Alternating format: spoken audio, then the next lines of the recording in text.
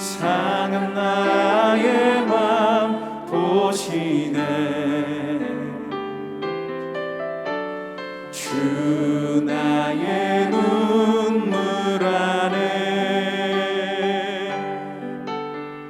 홀로 울던 맘 아시네. 다시 한번 주 나의 모습 보네. 상한 나의 맘 보시네.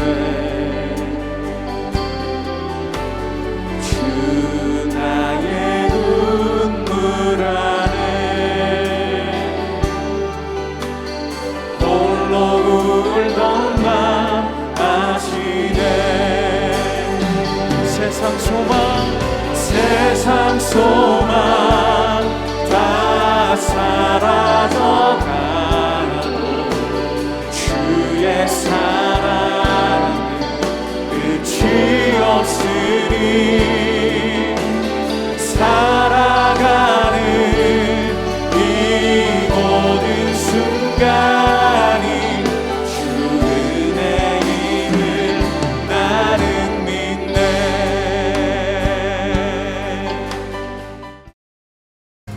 여호와여, 주께서 나를 권유하심으로 내가 그 권유를 받았사오며 주께서 나보다 강하사 이기셨으므로 내가 조롱거리가 되니 사람마다 종일토록 나를 조롱하나이다. 내가 말할 때마다 외치며 파멸과 멸망을 선포함으로 여호와의 말씀으로 말미암아 내가 종일토록 치욕과 모욕거리가 됨이니이다. 내가 다시는 여호와를 선포하지 아니하며 그의 이름으로 말하지 아니하리라 하면 나의 마음이 불붙는 것 같아서 골수에 사무치니 답답하여 견딜 수 없나이다. 나는 무리의 비방과 사방에 두려워함을 들었나이다. 그들이 이르기를 고소하라, 우리도 고소하리라 하오며 내 친한 봇도 다 내가 실족하기를 기다리며 그가 혹시 유혹을 받게 되면 우리가 그를 이기어 우리 원수를 갚자 하나이다.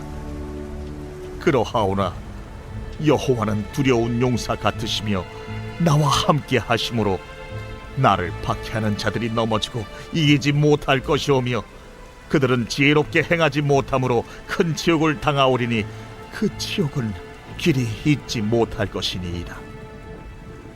의인을 시험하사 그 배부와 심장을 보시는 만군의 여호와여, 나의 사정을 주께 아뢰었사온즉 주께서 그들에게 보복하심을 나에게 보게 하옵소서. 여호와께 노래하라, 너희는 여호와를 찬양하라. 가난한 자의 생명을 행악자의 손에서 구원하셨음이니라. 내 생일이 저주를 받았다면, 나의 어머니가 나를 낳았던 날이 복이 없었다면, 나의 아버지에게 소식을 전하여 이르기를 당신이 등남하였다 하여 아버지를 즐겁게 하던 자가 저주를 받았다면 그 사람은 여호와께서 무너뜨리시고 후회하지 아니하신 성읍같이 되었다면 그가 아침에는 부르짖는 소리, 낮에는 떠드는 소리를 듣게 하였다면 좋을 뻔하였나니 이는 그가 나를 태에서 죽이지 아니하셨으며 나의 어머니를 내 무덤이 되지 않게 하셨으며 그의 배가 부른 채로 항상 있지 않게 하신 까닭이로다. 어찌하여 내가 태에서 나와서 고생과 슬픔을 보며 나의 날을 부끄러움으로 보내는고 하니라.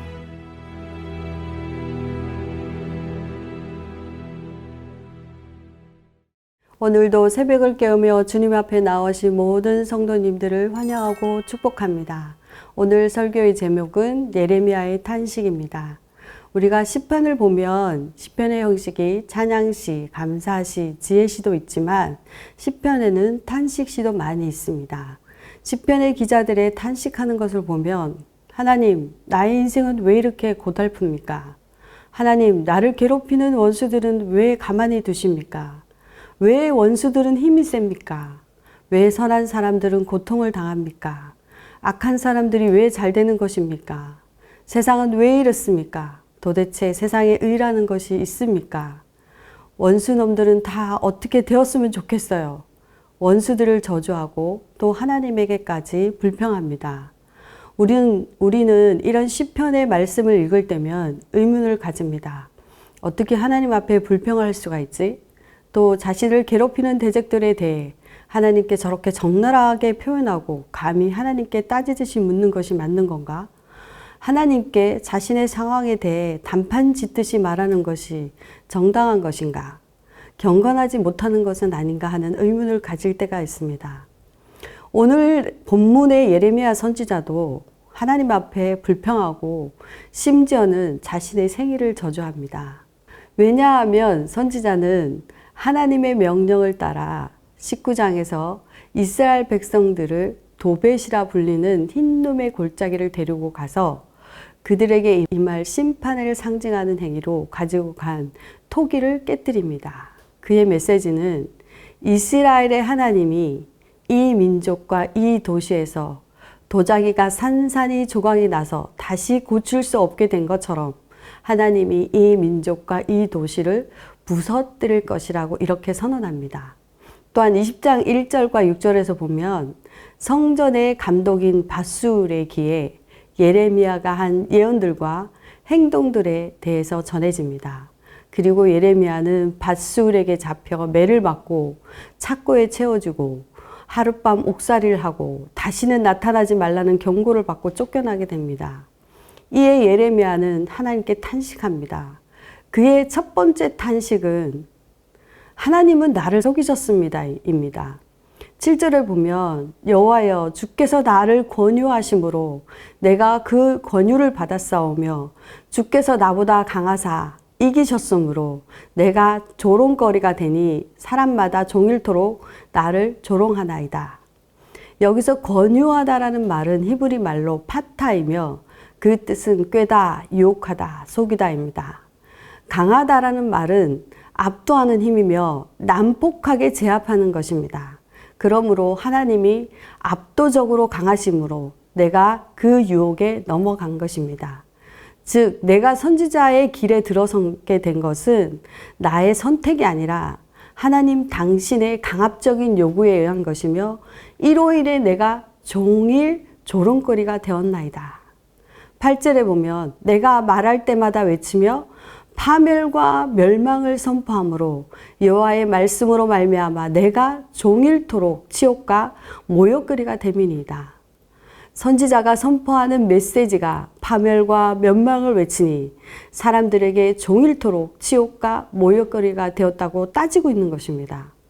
사실 우리가 선지자로 부름받았다고 하면 생명을 살리고 사람들에게 소망을 주어야 하는데 그는 말할 때마다 파멸과 멸망을 선포하니 누가 좋아하겠습니까? 이렇게 외치는 선지자의 마음은 하나님을 멀리하고 죄악에 빠진 백성들을 볼 때 마음이 안타까웠을 것입니다.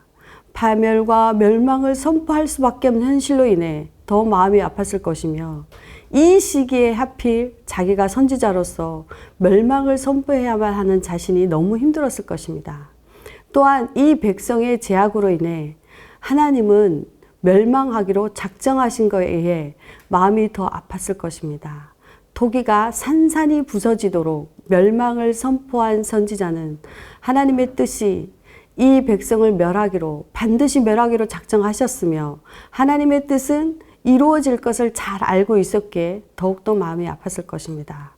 그래서 다시는 여호와를 선포하지 않기로 마음에 먹었지만 하나님의 강압적인 말씀이 타는 듯하여 하나님이 곧 멸망하실 것을 알기에 저들이 빨리 죄악으로 돌이켜서 주님께로 돌아오기를 간절히 바라는 그 마음으로 뼛속까지 타는 듯한 마음으로 마음이 불붙듯하여 견딜 수 없어서 9절에 보면 내가 다시는 여호와를 선포하지 아니하며 그의 이름으로 말하지 아니하리라 하면 나의 마음이 불붙는 것 같아서 골수에 사무치니 답답하여 견딜 수 없나이다 하고 다시 외치고 있는 것입니다. 이것이 하나님의 이 백성을 향한 마음이며 선지자의 마음입니다. 빨리 죄에서 돌이키라고 뼈에 사무치도록 절규하면서 타는 듯한 마음으로 외치고 있는 것입니다. 두 번째 그의 탄식은 마골 밋삽입니다. 사방의 두려움. 예레미야는 자신을 옥에 가두고 칼에 채운 밧술. 이 밧술은 성전의 감독입니다. 이 밧술의 뜻은 평안인데, 그런데 하나님이 저주인 마골 밉삽입이라고 선포합니다. 그러나 현실은 예레미야 선지자 자신이 마골 밉삽입에 빠져 있는 것 같습니다. 10절에 보면 나는 무리의 비방과 사방의 두려움을 들었나이다. 그들의 이르기를 고소하라. 우리도 고소하리라 하오며 내 친한 벗도 내가 실족하기를 기다리며 그가 혹시 유혹을 받게 되면 우리가 그를 이겨 우리 원수를 갚자 하나이다. 여기서 친한 벗이란 나의 평안을 위해 기도해 주던 사람들을 뜻합니다. 모든 사람들이 종일토록 예레미야에게 사방의 두려움을 들었다. 표준 서번역에서 보면 이것을 예레미야가 겁에 질려 있다라고 표현합니다. 친한 벗조차 등을 돌리고 내가 실족하기를 기다린다고 합니다. 한마디로 예레미야가 현실적으로 볼 때 마골 밉삽입에 빠진 것 같습니다. 그는 자기로부터 돌아선 사람들, 친한 벗들조차 돌아선 상황에 극심한 외로움과 수모와 육체적인 박해를 감내해야 했습니다. 상황은 절대 안 바뀔 것 같고 사람들의 완악한 마음은 바위처럼 견고하기에 그는 자신의 쓸모없음과 자기 사역의 비효율성 앞에서 절망하고 있습니다. 사방이 둘러봐도 자신의 편은 한 사람도 없고 친하게 지내는 사람들조차도 예레미야가 실족하기를 기다리는 상황. 하나님은 밧술에게 마골 밉삽이라고 했는데 오히려 예레미야 자신이 마골 밉삽이 되어 있는 것입니다. 우리가 고난 중에 있을 때는 사방의 문이 닫혀 있는 것 같습니다. 출구 없는 방에 갇혀 있는 것 같고 사방의 유교삽을 당하여 어떻게 해야 할지 모르는 상황. 이것이 바로 마골 밉삽입니다. 우리는 이런 상황이 될 때 하늘을 봐야 합니다. 예레미야는 11절과 13절에 이렇게 말합니다. 그러하오나 여호와는 두려운 용사 같으시오며 나와 함께 하심으로 나를 박해하는 자들이 넘어지고 이기지 못할 것이며 그들은 지혜롭게 행하지 못함으로 큰 치욕을 당하오리니 그 치욕은 길이 잊지 못할 것이니이다. 의인을 시험하사 그 패부와 심장을 보시는 만군의 여호와여 나의 사정을 주께 아뢰사온즉 주께서 그들에게 보복하심을 나에게 보게 하옵소서. 여호와께 노래하라. 너희는 여호와를 찬양하라. 가난한 자의 생명을 행악자의 손에서 구원하셨음이니라. 예레미야는 홀로 남겨졌으나 절대 망하지 않을 것이라는 것을 확신합니다.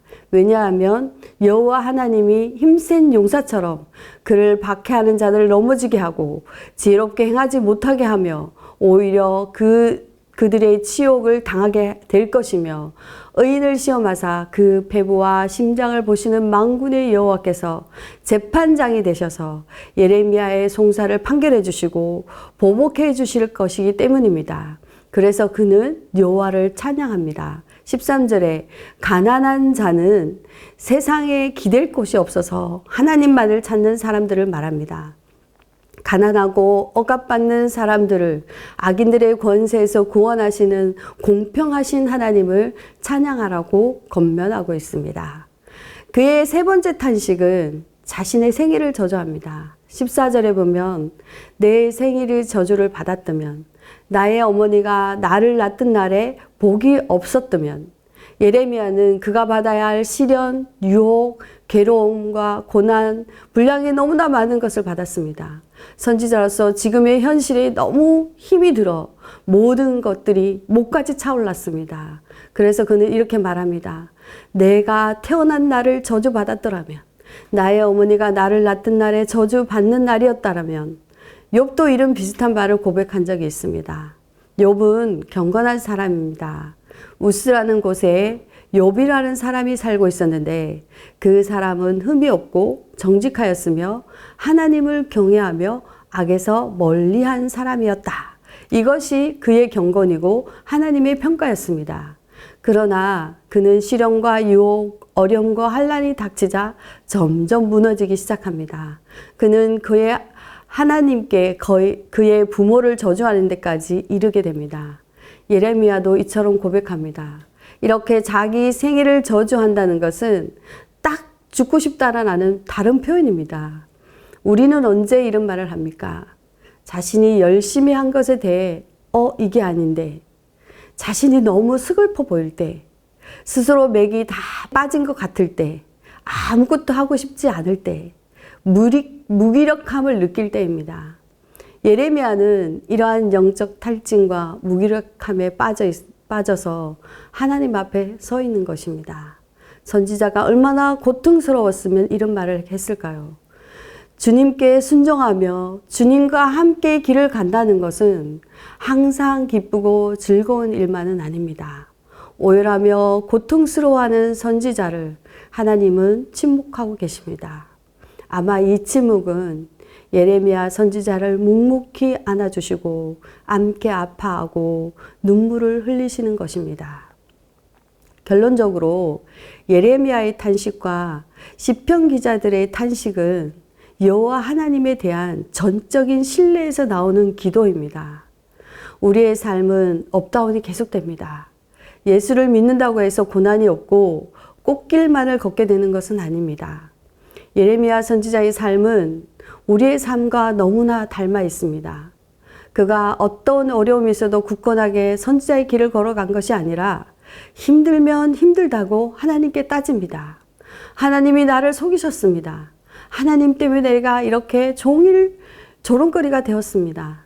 하나님이 나를 파멸과 멸망이라고 외치라고 하셨기 때문에 내가 마골밉삽인 가운데 있습니다. 너무도 힘들어서 딱 죽고 싶습니다. 라고 탄식하고 있는 것입니다. 그도 우리와 같이 감히 하나님과 논쟁하고 그분에게 새로운 질문을 던지기도 하고 못 살겠다고 엄포도 합니다.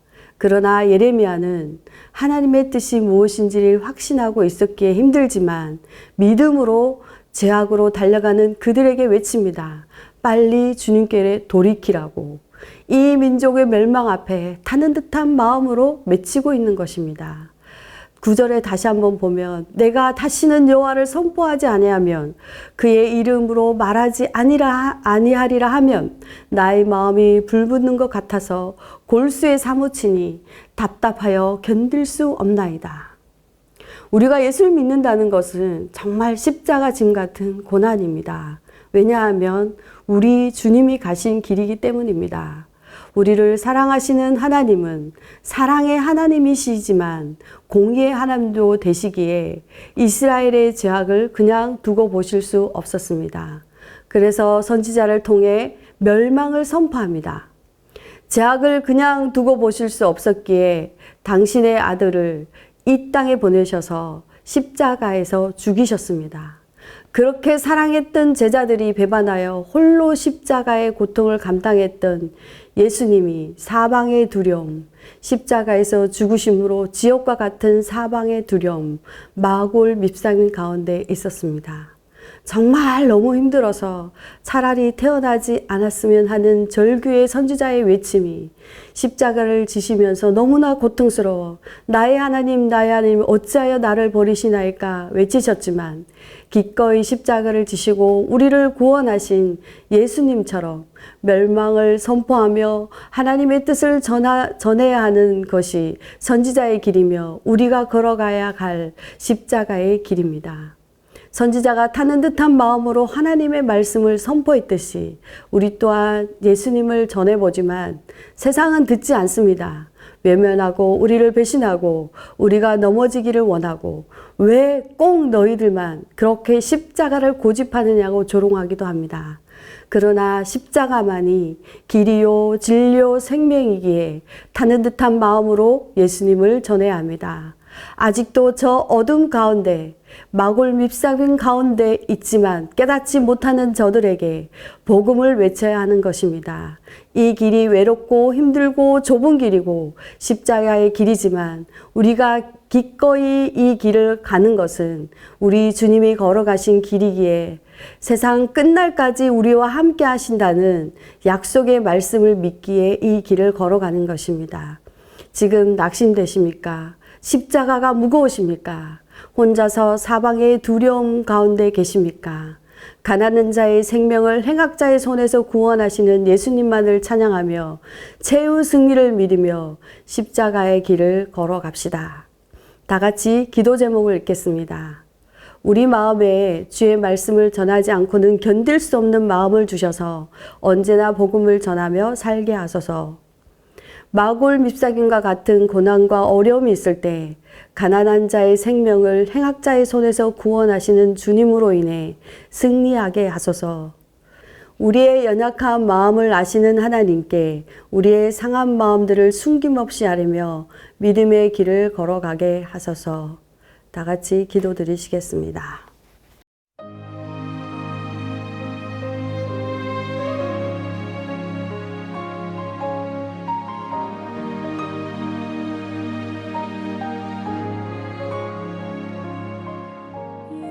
여호와는 나의 목자시니 내가 부족함 없으리.